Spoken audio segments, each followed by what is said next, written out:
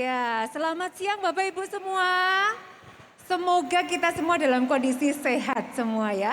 Saya Dr. Devi Kristiani, saya dari Rumah Sakit Bethesda akan mengajak Bapak Ibu semua untuk saat ini kita ngobrol-ngobrol santai tentang satu topik di bidang kesehatan yang sekarang banyak sekali diminati, yaitu adalah DSA. Ya. Mungkin Bapak Ibu semua sudah ada yang mengerti ya atau sudah pernah dengar nih, apa itu DSA? Boleh tunjuk jari? Boleh tunjuk jari apa itu DSA? Ya, oke. Sudah banyak yang tahu ya. Nah, kalau di masyarakat awam mungkin walaupun nama ini sedikit kurang tepat, tetapi orang masyarakat mungkin sering menyebutnya dengan brainwash gitu ya. Mungkin, tetapi istilah ini sebetulnya kurang tepat.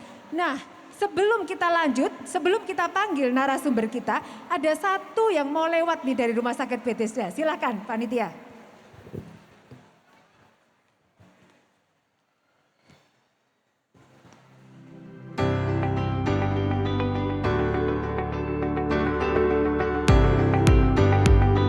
Stroke adalah gangguan peredaran pembuluh darah otak yang bersifat mendadak, dapat berupa penyumbatan atau perdarahan. Stroke dapat terjadi pada siapa saja, kapan saja, dan di mana saja. Stroke menjadi penyebab kematian tertinggi kedua dan menjadi penyebab kecacatan tertinggi ketiga di seluruh dunia.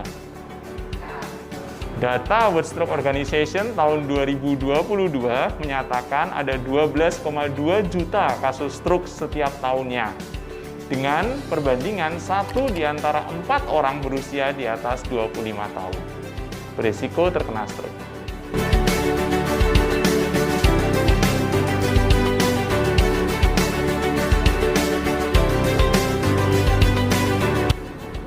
Muka menjadi tidak simetris atau mulut menjadi mencong.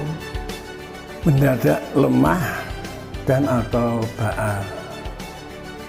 Kesemutan pada satu sisi tubuh.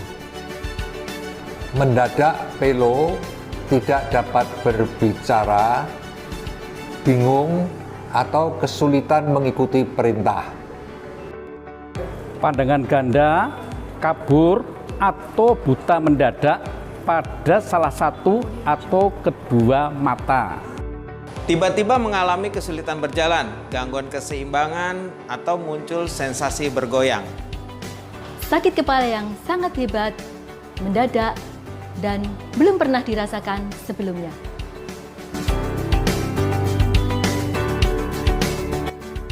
Waspadalah, kemungkinan ini serangan stroke.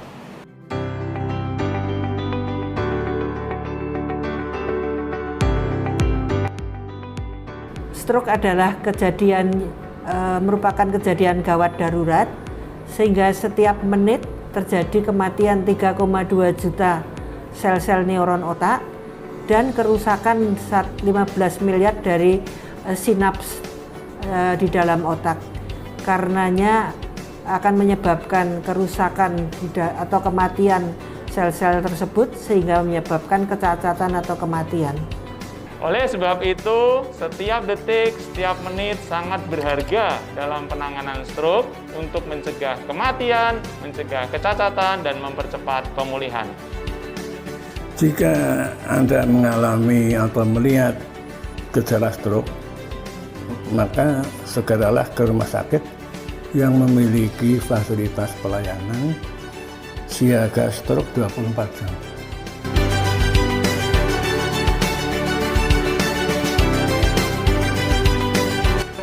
Penanganan stroke memerlukan manajemen terapi yang kompleks. Tetapi selalu ada cara bagi kami untuk memberikan pelayanan yang terbaik guna mempercepat proses pemulihan stroke. Dengan akses yang cepat dan tepat ke instalasi gawat darurat dan ke rumah sakit dengan layanan unit stroke, pelayanan trombolisis dan trombektomi, tingkat perbaikan outcome pasien stroke akan lebih baik. 90% pasien stroke dapat dicegah dengan pengenalan dan pengendalian faktor risiko stroke sedini mungkin, seperti hipertensi, diabetes mellitus, diet, dan olahraga. Seringkali stroke menyebabkan disabilitas, mempengaruhi cara berpikir, emosi, dan berbicara. Dengan rehabilitasi pasca stroke, kami berusaha untuk memperbaiki kualitas pasien stroke sehingga pasien dapat beradaptasi dengan keadaan new normal. Jika Anda mengalami atau melihat gejala stroke, Don't stay at home. Don't stay at home. Don't stay at home. Pesan saya, don't stay at home. Jangan tinggal di rumah. Don't stay at home. Don't stay at home. Don't stay at home. Don't stay at home. Don't stay at home.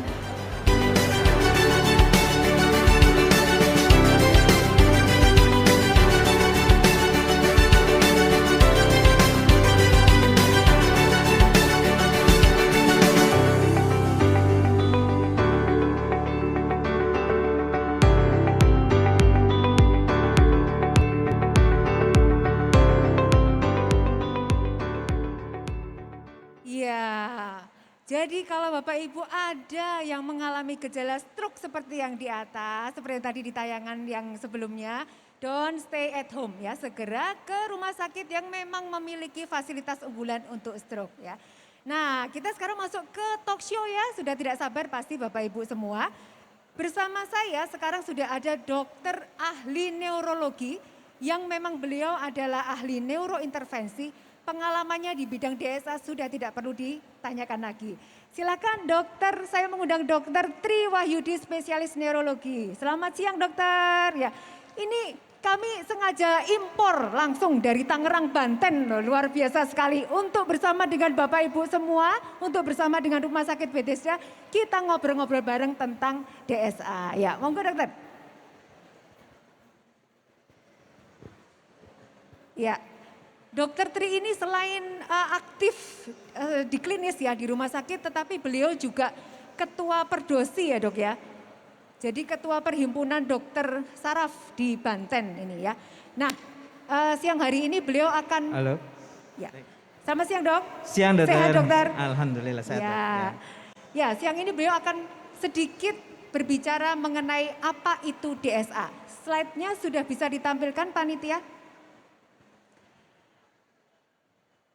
Oke, sebelum menunggu slide dok, oh ya silakan dokter Tri, silakan menyampaikan tentang apa itu DSA. Ya. Baik, terima kasih, selamat siang, salam sejahtera buat kita semua. Assalamualaikum warahmatullahi wabarakatuh. Kita tidak terlalu jauh untuk membahas, jadi ini outline-nya. Yang pertama kita bicara tentang apa itu DSA, siapa yang perlu tindakan ini, kelainan pembuluh darah otak yang mana yang memerlukan DSA dan tindakan lanjutan pasca DSA. Lanjut slide. Tadi Dr. Devi bilang bahwa DSA itu apa sih? DSA itu singkatan dari digital substraksi angiografi. Dia itu mirip 99,99% dengan kateter jantung. Hanya kalau kateter jantung itu ke bawah, kita DSA itu ke atas, ke leher. Dia menggunakan selang kecil ya, dan kita menginjeksikan zat warna yang disebut kontras. Intinya adalah pembuluh darah otak itu ditonjolkan, namun tulang tengkorak itu diredupkan. Kemudian gambaran pembuluh darah bisa terlihat terjelas karena pemberian kontras. Lanjut, next. Nah ini contohnya sebelah kiri. Ini sebelum disubstraksi. Sebelum disubstraksi tulang otak kepalanya masih tengkorak masih terlihat. Namun setelah disubstraksi lalu kita injeksikan zat warna, maka akan terlihat pembuluh darahnya. Tuhan ciptakan 4 pembuluh darah, satu persatu kita lihat. Next, lanjut. Prosedur DSA ini dilakukan di ruang cath lab atau ruang kateter lab. Ya, dimulai dengan memberikan anestesi lokal. Jadi kita bius dulu lokal, pangkal paha. Lalu dibuat sayatan kecil, kurang dari 2 cm. Lalu masuk selang kecil sampai ke pembuluh darah di daerah leher. Tuhan ciptakan 4 pembuluh darah, 2 kanan, 2 kiri, kita akan teliti satu persatu, mulai dari luar sampai dalam. Jadi satu persatu ini akan dilihat bagaimana flow-nya, kalibernya, kemudian mulai dari arteri sampai ke vena. Sehingga kelainan terkecil apapun yang sifatnya ada di pembuluh darah akan tampak jelas. Prosedurnya kurang lebih 30 menit. Lanjut. Nah, ini ruang kateter lab yang ada di Bethesda. Kita memiliki alat yang sangat mumpuni untuk tindakan lanjutan intervensi di daerah otak. Lanjut. Bagaimana literaturnya? Jadi DSA itu literaturnya banyak, ya. Ini yang kita ambil dari jurnal penelitian di dunia. Jadi sebagai gold standard, baku emas paling tinggi untuk mengetahui kelainan pembuluh darah otak. Lanjut. Bagaimana keamanannya di Indonesia, terutama untuk anak-anak? Ternyata dari penelitian dokter saraf se-Indonesia mengatakan bahwa prosedur ini aman. Di kami, di Bethesda, kita melakukan tindakan DSA pada anak usia paling kecil 2 tahun 10 bulan. Dengan kasus kelainan pembuluh darah otak. Jadi paling tua umur berapa Dokter Tri di DSA di Bethesda? 88 tahun. Lanjut. Tujuannya apa? Nah, ini yang harus diluruskan bahwa tujuan DSA adalah menentukan penyebab kelainan pada pembuluh darah otak. Merencanakan tindakan lanjutan. Misalnya kalau ada stroke sumbatan, apakah bisa kita pasang ring di otak? Atau di balon? Atau kalau stroke perdarahan, kita bisa pasang koil. Jadi tidak pusat-buka, jadi kita dari pangkal paha masuk selang kecil. Menentukan ada atau tidaknya kelainan bawaan. Termasuk menentukan bibit stroke di kemudian hari. 4, menentukan masa depan pasien. Jadi kalau sini sumbatan, kita bisa menentukan, Pak, Bu, kira-kira ke depan bisa seperti ini loh keluarga kita. Lanjut. Hasil DSA itu harus minimal 4 pembuluh darah terlihat, terdiagnosis. Ya, diperiksa satu persatu, mulai dari arteri kartis kanan ini dan vertebra kanan, jadi 2 kanan kiri, dan kita melihat sampai atas, sampai vena, kalau belakang sampai pembuluh darah yang ke otak kecil. Lanjut, pemeriksaan DSA selektif, dan bisa loh pasien dengan pemeriksaan DSA itu kita bikin 3 dimensinya. Jadi kita mau apa ke depannya juga bisa lebih jelas. Lanjut. Nah, ini contohnya. Ini hasil DSA. Hasil DSA memerlukan penelitian dari dokter untuk menentukan ada atau tidak kelainan. Kalau yang kanan ini dengan nomor 1, nomor 2, ini masih normal. Kalau nomor 3 ini zaman dulu nggak diapa-apain. Zaman dulu dioperasi, tapi sekarang kita bisa dengan menyempit total, nomor 3 ini menyempit total, ini menyempit total, kita bisa pasang ring di otaknya untuk menurunkan resiko stroke berulang. Bagaimana dokter kalau dari sini, ini kan udah total block, sudah nggak nyumbat lagi, kita bisa lihat atasnya. Atasnya bagaimana? Apakah atasnya ada yang ngasih makan ke sisi sebelahnya sehingga pasien masih dalam tanda kutip aman? Kita bisa menentukan itu. Lanjut. Nah, ini atasnya. Ini pembuluh darah otak yang sebelah kanan kita bisa melihat, dan yang kiri satu persatu kita teliti. Lanjut. Nah, ini mulai potongan foto dari samping, dari depan, samping kita bisa melihat. Ini fase arteri, ini fase vena. Ini fase arteri dari depan, ini fase vena dari depan. Jadi teliti sekali kita melihat kasus-kasus stroke. Lanjut. Bagaimana yang di belakang? Orang yang sering vertigo, kita juga bisa melihat ini pembuluh darahnya bagaimana. Apakah menyempit atau tidak. Nah, ini yang normal. Ini normal. Lanjut. Indikasinya apa? Stroke. DSA itu indikasinya stroke. Stroke sumbatan, baik stroke perdarahan. Ya, yang akut baru terjadi dan yang kronik sudah lama terjadi. Ada aneurisma otak. Aneurisma itu pembuluh darah bikin kantong. Nanti ada contohnya. Abnormalitas, misalnya ada AVM, malformasi arteri vena. Arteri sama vena harusnya cuma satu. Ini ada dua, ada tiga arteri yang memberikan makan sampai ke vena. Itu malformasi. Lanjut stenosis karotis, ada penyempitan di pembuluh darahnya. Karotis fistula dan penyakit. Lanjut. Nah, indikasi ini lagi, ada orang yang mimisan terus menerus tidak terkontrol, kita bisa evaluasi dengan DSA dan kita bisa menutup pembuluh darah yang bikin mimisan tersebut. Lanjut. Lanjut. Next, Pak. Ya. Nah, DSA bisa sama orang apa aja sih? DSA bisa dengan pasien yang sakit kepala terus menerus, di mana lebih dari 6 bulan, CT scan atau MRI-nya normal. Bila ada klinis dugaan ke arah vascular headache nyeri kepala tipe berdenyut. Ya, lanjut, pasien mendadak tinnitus, telinganya berdenging, di mana dari teman THT normal.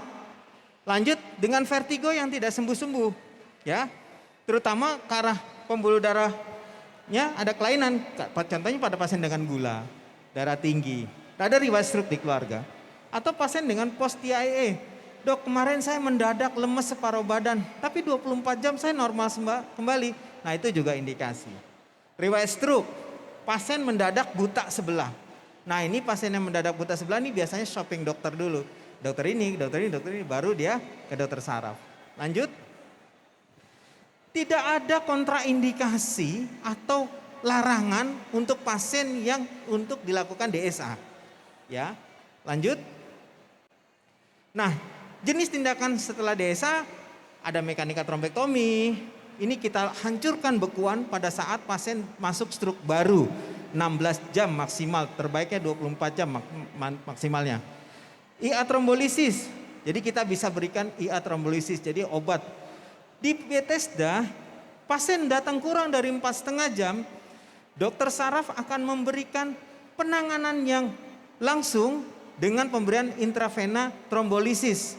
Jadi kita cepat sekali untuk penggunaan obat-obatan menghancurkan bekuan kalau memang dia itu stroke sumbatan. Lanjut.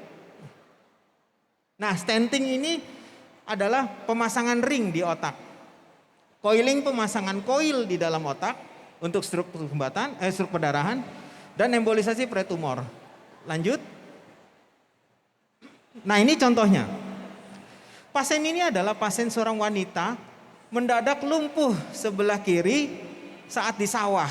Ternyata setelah kita DSA, kita lihat yang merah itu ternyata ada penyempitan di pembuluh darah otaknya. Lalu kita rencanakan untuk pasang ring. Jadi ini yang menyempit, kita pasang ring. Akhirnya seperti ini jadinya. Pasien kembali baik. Lanjut. Nah, ini contohnya lagi. Dok, saya sudah 2 tahun, ini 2 pasien berbeda. 2 tahun nyeri kepala. Ternyata setelah kita DSA, terlihatlah adanya benjolan. Pembuluh darahnya bikin kantong. Nah, ini aneurisma. Kemudian ada satu lagi, wanita 3-4 tahun sakit kepala, CT scan normal, MRI normal, kemudian kita lakukan DSA, ternyata ada aneurisma. Ini seperti bawa bom waktu. Jadi pasien-pasien seperti ini harus ditindaklanjuti dengan pemasangan koil. Lanjut. Nah, ini contohnya pasien kita juga.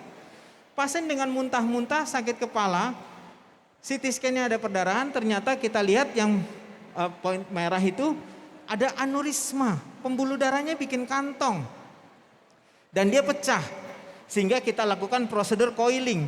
Jadi dari pangkal paha kita masuk koil, ini koilnya, kita tutup ini, kita tutup sehingga resiko perdarahannya menurun. Nah, ini sudah bisa dilakukan di Bethesda. Lanjut.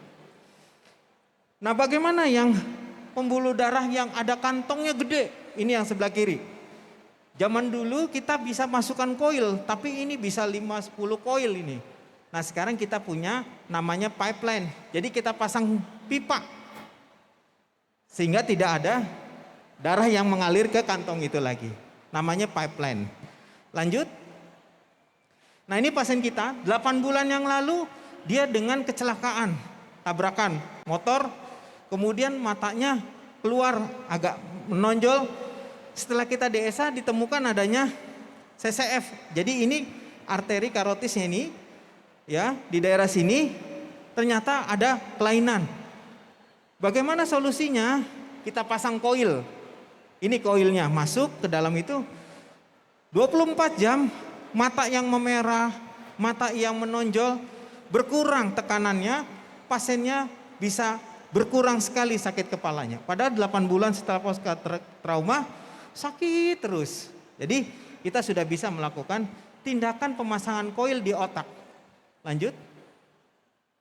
Nah ini pasien kita juga, pasien dengan AVM. Normalnya arteri sama vena itu tidak bertemu seperti ini. Nah ini ternyata dia ada pertemuan yang disebut AVM di otak. Ini calon pecah. Lanjut. Next. Nah ini pasien kita juga nih. Ini pasien dengan pecah pembuluh darah. Lalu dirujuk ke kita. Ternyata kita DSA, ketemulah yang hitam-hitam gede itu namanya nidus. Jadi kumpulnya si arteri sama vena itu kecil-kecil membuat bekuan seperti itu. Zaman dulu dioperasi, tapi sekarang kita bisa memasukkan material embolan. Jadi kita tutup dengan seperti ini, dengan lem. Ya, jadi kita sudah bisa melakukan itu. Lanjut. Dan yang terakhir, pasien tumor otak yang akan dilaksanakan tindakan pengangkatan tumor, tapi apabila kita langsung dilakukan tindakan pengangkatan tumor, maka resiko perdarahannya banyak, maka kita bisa menutup pembuluh darah yang ngasih makan tumor itu. Namanya embolisasi preoperasi. Jadi ini sangat membantu sekali untuk kasus-kasus yang tumor-tumor yang di otak untuk menurunkan resiko perdarahan yang lebih banyak. Lanjut. Kesimpulannya DSA merupakan prosedur diagnostik utama untuk menentukan kelainannya di mana. Semua prosedur intervensi sudah bisa dilakukan di Bethesda. Prosedur yang dilakukan di Bethesda, karena saya baru bergabung di Bethesda bulan Juni, sampai saat ini kita sudah 100-an kasus. Setiap minggu 3-4 kasus dilakukan di Rumah Sakit Bethesda. Lanjut. Ini flyer kita. Lanjut. Ya ini tim kita. Terima kasih, mudah-mudahan ada kebaikan. Terima kasih. Iya, terima kasih. Aplaus untuk Dr. Tri. Informatif sekali ya penjelasan Dr. Tri, Dok. Bapak Ibu sekalian, kami nanti akan bagi-bagi door prize. Jadi ikuti talk show ini sampai akhir. Tetapi sebelumnya saya mau ngobrol dulu nih dengan Dr. Tri. Nah Dr. Tri, jadi ternyata manfaat dari DSA ini banyak sekali ya Dok? Betul dokter. Bukan hanya untuk stroke ya. Memang mungkin tujuan yang paling sering untuk digunakan DSA ini adalah untuk stroke ya. Ya, tetapi betul, untuk penyakit lain juga banyak ya bisa, Dok ya. betul. Seperti tadi dikatakan seperti nyeri kepala ya, nyeri kepala, menahun, vertigo ya dokter. Yang dulu mungkin hanya bisa dilakukan dengan operasi besar, tetapi sekarang ada prosedur yang lebih minimal tidak invasif ya, tidak invasif. Jadi tidak perlu di kamar operasi ya Dok ya. Dokter boleh dijelaskan sedikit tidak Dok? Sepertinya Bapak Ibu ini masih banyak bertanya-tanya nih. Prosedurnya itu seperti apa sih Dok? Apakah seperti operasi atau seperti apa Dok? Ya, mirip seperti 99% mirip seperti kateter jantung. Mirip sekali. Hanya kalau jantung kita ke bawah, kita ke atas. Kita bukan dari lengan, tapi biasanya dari pangkal paha Dok. Dan kalau kami di Bethesda, biasanya ada pengawasan dari dokter anestesi untuk mengontrol tekanan darah dan lain sebagainya Dok. Diperlukan bius total tidak Dok itu? Tidak Dok, tidak. Jadi biusnya itu berdasarkan lihat kondisi pasien gitu dokter. Tapi pendampingan dengan dokter anestesi itu saya selalu lakukan gitu, pendampingan ya Dok ya. Untuk kewaspadaan ya. Kewaspadaan ya. Kan kalau pasiennya tidak didampingi atau tidak ditidurkan, pasiennya tensinya naik turun, stres, cemas. Nah kita biasanya tidurkan dengan bantuan dokter anestesi. Setelah itu baru kita anestesi lokal dari pangkal paha. Dari pangkal paha. Ya. Jadi bukan prosedur anestesi dalam yang seperti operasi besar ya Dok ya? Tidak, kecuali kita mau pasang koil, mau nyumbat tumor, mau pasang embolan di otak, itu biasanya kita prosedurnya biusnya bius dalam. Bius biasanya dalam, gitu. ya. dan cukup aman untuk anak-anak bahkan ya dok ya. Iya dokter, Tidak penelitiannya hanya tadi ada. untuk orang dewasa tetapi juga untuk Ya. anak-anak bahkan untuk lansia ya sampai 88 Iya, dokter. tahun Ya. ya. Nah dokter Tri, kalau ini ada dari Bapak Ibu yang ingin tanya nih, bagaimana kalau saya ingin konsultasi mengenai DSA atau saya ingin melakukan DSA di Rumah Sakit Bethesda, ini caranya bagaimana dok? Baik, biasanya bisa mengunjungi Polisaraf. Saya ada di Jumat Sabtu. Monggo silakan. Nanti kami akan jelaskan sedetail-detailnya untuk prosedur. Bahkan beberapa pasien kita ajak ke ruang cath lab kita melihat prosedur-prosedur yang sudah kita lakukan dok. Seperti itu dok. Ya, jadi mudah sekali kalau Bapak Ibu nanti ada ingin melakukan DSA atau ada kerabat yang ingin melakukan DSA, silakan datang ke Polisaraf. Mungkin kalau tidak pas di hari Jumat Sabtu bisa ketemu dengan dokter ahli neurologi kami yang lain, nanti akan diarahkan ke Dokter Tri Wahyudi ya. Karena beliau ada di Jogja hanya Sabtu Minggu khusus, Jumat Sabtu Minggu ya dok Jumat ya? Sabtu Minggu. Khusus Saat untuk Rumah ini, Sakit Bethesda, saat ini. Ya baik. Oke dokter, ini saya ingin bagi-bagi door prize ini dok. Mungkin banyak dari Bapak Ibu sekalian yang sudah ingin bertanya kepada Dokter Tri. Silahkan Bapak Ibu, saya buka untuk 3 penanya pertama. Siapa yang ingin bertanya tentang DSA ke Dokter Tri, monggo. Ibu, Mbak, Bu Asri. Ya. Silahkan Bu, dari Ibu siapa? Terima kasih, saya Ibu Wiwi dari Jogja. Saya mau bertanya, di Bethesda itu DSA mulai kapan, adanya kapan? Sama yang kedua, kalau sudah pernah DSA, apa besok umpama ada, itu tadi kan kata dokter stroke segala macam ya. Nah itu bisa DSA lagi atau tidak? Itu sampai berapa kali? Terima kasih. Baik, langsung ya dok. Kami memulai untuk DSA, layanan DSA ini bulan Juni dok. Bu, bulan Juni 2021. Tapi untuk saya sendiri, saya sudah melakukan tindakan intervensi dari 2011. Gitu. Saya baru bergabung di Juni 2021. Dan kami sudah melakukan kurang lebih 121 kasus sampai kemarin. Bukan kemarin ya, maksudnya bulan lalu dok. Bu. Kemudian Dokter Tri setelah di DSA, apakah ada DSA lagi? Bukan DSA lagi, tapi ada tindakan lanjutan atau tidak? Misalnya dari DSA-nya kita ketemu adanya penyempitan dan kita rasa dan kita sesuai dengan indikasi untuk pasang ring misalnya, kita akan jadwalkan untuk pemasangan ring di kemudian hari. Atau bisa langsung apabila misalnya contohnya ada pasien perdarahan, ada aneurisma, yang mau nggak mau suka nggak suka karena sudah pecah, untuk menurunkan resiko pecah lagi kita direct langsung DSA plus coiling. Ya langsung hari itu 2 tindakan. Sama halnya dengan jantung. Jantung di kateter dulu, melihat ada menyempit nggak? Betul, menyempit sesuai indikasi untuk pasang ring. Maka dokter akan menjelaskan pemasangan ring dan di hari itu juga dipasang ring. Seperti itu. Kami juga berprinsip seperti itu. Mudah-mudahan menjawab. Terima kasih. Iya, apakah bisa menjawab Ibu? Atau ada yang ingin Oke, ya.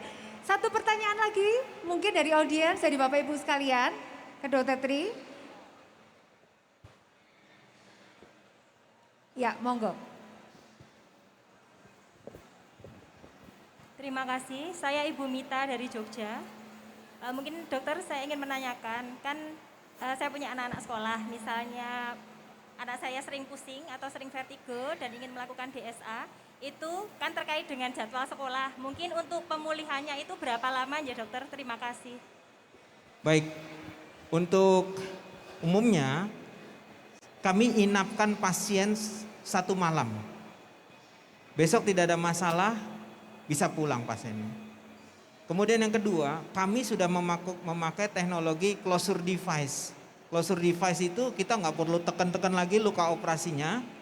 Jadi satu-satunya rumah sakit di Jogja yang melakukan penggunaan closure device untuk tindakan intervensi, DSA dan intervensi itu baru di Bethesda.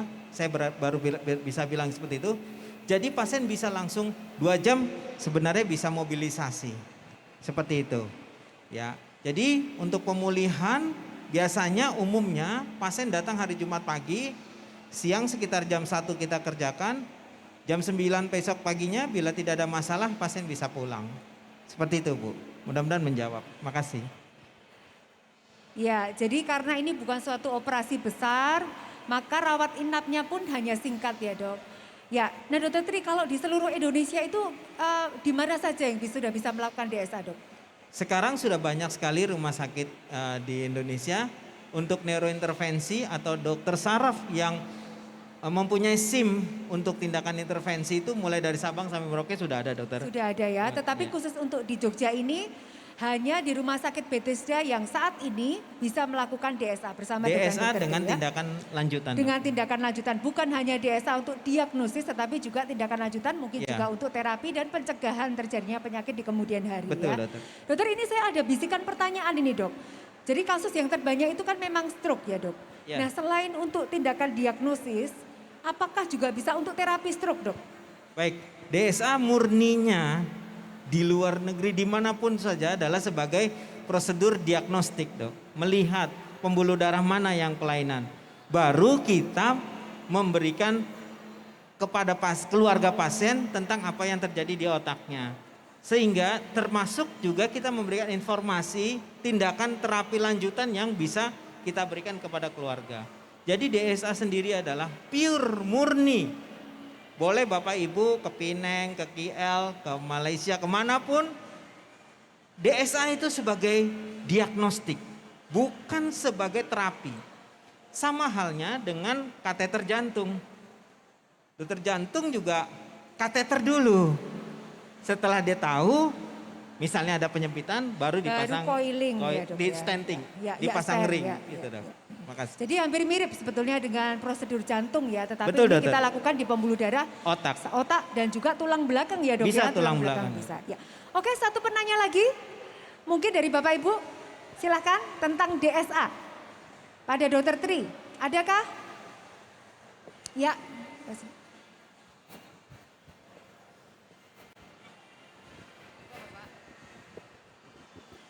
Saya Sudi Raharjo, maaf tadi terlambat 10 menit. Jadi ingin bertanya, tadi masalah DSA. Setahu saya berita-beritanya itu DSA itu biayanya besar. Kalau di Bethesda berapa? Dan saya menderita di vena kapiler sedikit di belakang kiri. Itu saja dari hasil MRI. Itu.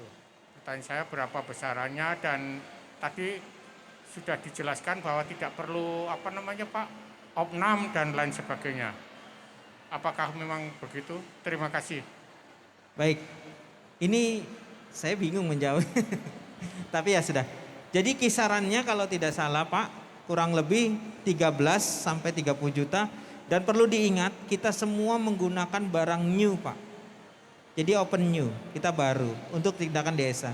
Dan DSA itu kita menginap 1 malam Pak. Opnam 1 malam, gitu Pak. Jadi tindakan itu paket Pak. Paket dengan menginapnya Pak. Kurang lebih seperti itu. Mungkin kalau untuk pastinya bisa langsung ke Rumah Sakit Bethesda, Polisaraf nanti akan dapat penjelasan. Terima kasih Pak. Ya, jadi kisarannya dipastikan ini pasti lebih hemat dibandingkan dengan mungkin Betul, rumah sakit. betul. Ya, pasti lebih hemat. Nah, untuk rawat inap tetap dibutuhkan rawat inap, tetapi mungkin hanya 1 malam atau 2 malam saja ya, bila tidak ada komplikasi. Nah, bila Bapak Ibu ingin menghendaki informasi lebih lanjut seperti biaya yang lebih detail, bagaimana cara melakukan prosedur DSA, mungkin bisa kunjungi booth kami, ada di belakang, ya booth Rumah Sakit Bethesda. Nanti ada petugas kami yang akan menjelaskan kepada Bapak Ibu tentang layanan DSA dan juga layanan di rumah sakit kami yang lain. Nah, ini karena saya ingin menerapkan sila kelima nih dok, keadilan sosial. Jadi jangan hanya Dokter Tri yang ditanya, tetapi sekarang gilirannya Dokter Tri untuk tanya ke Bapak Ibu sekalian. Bapak Ibu yang sudah menyimak tadi penjelasan Dokter Tri pasti bisa menjawab. Silahkan dok, 2 pertanyaan dok. Ya, baik. Apa tujuan utama untuk DSA? Silakan Mungkin ada Bapak yang Ibu. bisa menjawab. Monggo Pak. Tadi untuk diagnostik. Ya, 100. Satu lagi Pak, satu lagi. Untuk Ini merencanakan. pertanyaan bonus ini ya dok. Kalau hadiahnya sudah dapat ya dok, pertanyaan bonus ya. Ya, betul sekali Diagnostik. Yang kedua untuk apa tadi? Merencanakan tindakan lanjutan. merencanakan tindakan selanjutnya. Ya, terima kasih. Ya, ya. Jadi untuk diagnosis dan untuk merencanakan tindakan selanjutnya apabila diperlukan Ya, ya. dokter. Oke, satu pertanyaan lagi dok. Monggo. Ya. Jadi DSA itu dilakukan di ruang apa? Nah, Ibu ini. Ya, luar biasa luar biasa. sekali. Pasti menyimak dari awal sampai akhir ini ya. Ya, monggo. Dokter, ini rasanya sudah habis waktu kita untuk bincang-bincang. Baik. Nah, sebelum saya tutup, saya informasikan kepada Bapak Ibu semua yang ingin mendapatkan informasi lanjutan sekali lagi mengenai DSA ini, pelayanan stroke dan juga pelayanan di Rumah Sakit Bethesda, silahkan kunjungi booth kami, nanti ada petugas kami yang akan menjelaskan kepada Bapak Ibu sekalian. Nah, sebelum saya tutup silahkan dok, apabila ada closing statement dari Dokter Tri, silahkan dok. Baik, tadi senior-senior saya bilang, bila ada gejala stroke, please don't stay at home. Kami di Bethesda memiliki fasilitas yang dalam tanda kutip mumpuni untuk tindakan-tindakan DSA. Bahkan kita juga sudah mendapatkan Gold Award dari World Stroke Organization Luar di tahun biasa, ini. tepuk tangan sekali. Gold Award untuk pelayanan stroke. Stroke Ya. di dunia ya, di dunia. Di seluruh dunia. Dunia, Ya. ya. Terima kasih. Baik, terima kasih sekali. Sekali lagi tepuk tangan saya minta untuk Dokter Tri. Ya, terima kasih dokter. Ya, terima kasih, selamat siang. kasih. Saya tutup acara talk show pada siang hari ini. Saya sebagai host, Dr. Devi Kristiani, saya mohon maaf apabila ada kesalahan kata. Semoga apa yang kita bicarakan di sini bermanfaat untuk Bapak Ibu semua. Silakan, selamat siang, salam sehat.